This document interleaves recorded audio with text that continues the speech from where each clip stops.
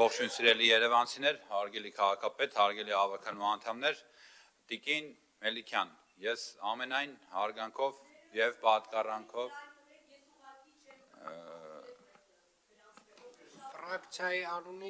Ֆրակցիայի անունից կարող եք Տիկին Մելիքյան ելույթ ունենալ վերջում։ Տիկին Մելիքյան, խնդրում եմ մի ընդհատեք, ֆրակցիայի անունից կարող եք վերջում ելույթ ունենալ։ Ամենայն հարգանքով եւ պատկառանքով Տիկին Մելիքյան, ձեր տարիքի, ձեր նկատմամբ հանրակացարանները վարձով տրամադրելու եւ մանկապարտեզները օտարելու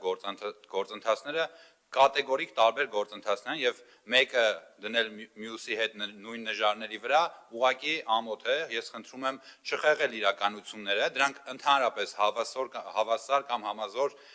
որևիցե գործընթացներ չեն, մեկը մյուսի հետ չի կարելի կապել եւ դուք նշում եք, որ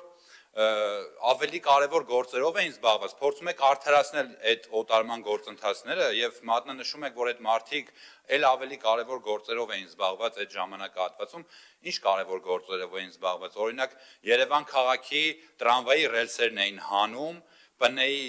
օտարելու կամ ՊՆ-ին տրամադրելու պատրվակով, որ այդ ռելսերից ընդամենը 5-10%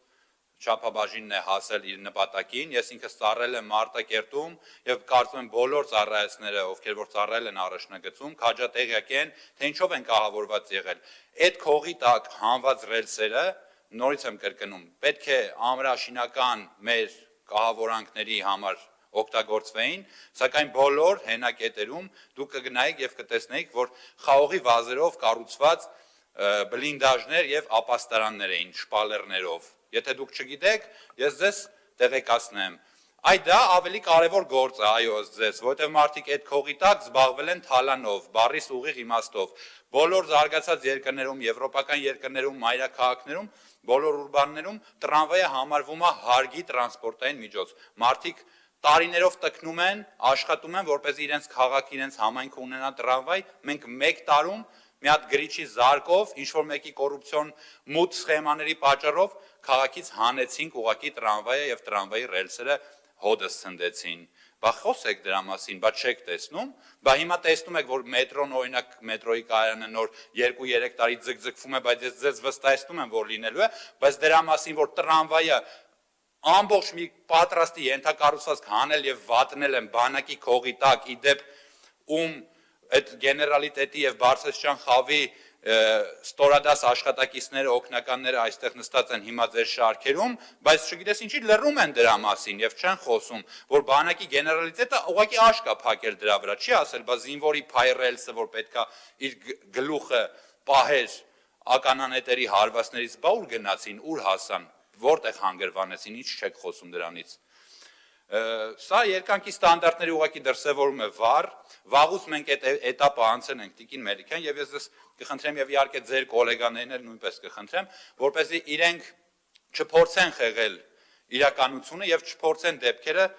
փորձել շարադրել իրենց հարմար տեսանկյունից։ Նորից եմ կրկնում, եթե խոսում եք, խոսեիք ժամանակին եւ խոսեիք ճիշտ նաեւ դեպքերը մատնանշելով։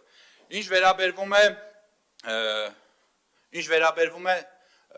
կոնկրետ ձեր այն ասացին, որ դուք հարգում եք ձեր ապրածը, դուք հիմա էլ եք ապրում, Տիկին Մելիքյան, հիմա էլ հարգեք եւ նորից եմ կրկնում,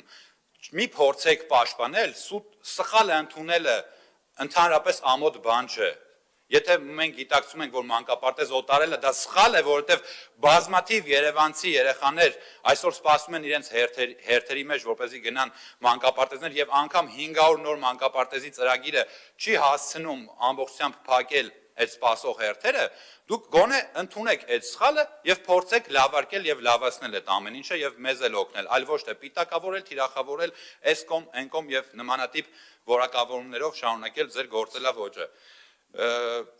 Ես ավելացնելու բան չունեմ, հարգելիներս, բայց ամեն դեպքում մի խեղեք փաստերը, այսքան բան։ Հավանիչ տեսանյութը եւ բաժանորդագրվիչ նորությունները բաց չթողնելու համար։